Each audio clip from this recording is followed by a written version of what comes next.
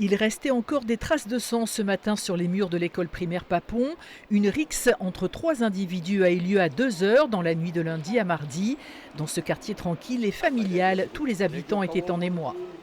Plein de traces de mains ensanglantées avec marre de sang, avec les petits de l'école qui étaient là du coup et qui ont vu tout ce qui s'était passé. Ils ont essayé de faire au mieux pour limiter, faire rentrer par l'autre côté de l'école, mais du coup tout n'était pas encore nettoyé quand les petits sont arrivés, donc ouais, c'était un peu particulier. Les photos prises par des voisins montrent le côté choquant des murs de l'école à l'heure de la rentrée des classes.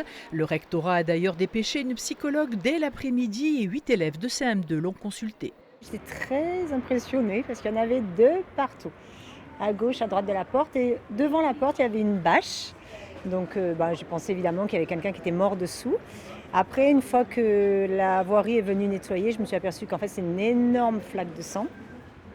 Mais voilà, c'était vraiment très très très impressionnant. Karcher, brosse et coups de peinture. Les traces de la rixe ont été effacées. Les jours du blessé ne sont pas en danger. Les agresseurs, eux, sont en fuite. Et l'enquête continue au sein du groupement d'appui judiciaire de la Sûreté départementale.